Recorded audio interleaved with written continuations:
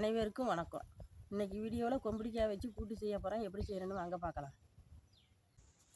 அதுக்கு ஃபஸ்ட்டு பருப்பு வச்சுக்கலாம். கொம்படிக்காவை தோலை செதுக்கிட்டு நசிச்சு அரிஞ்சிக்கலாம்.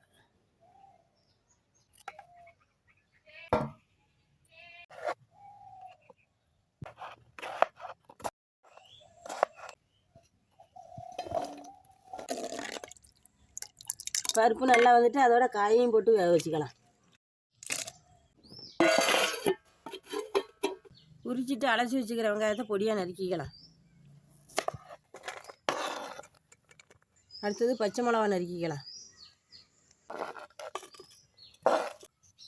தக்காளி அரிஞ்சிக்கலாம்.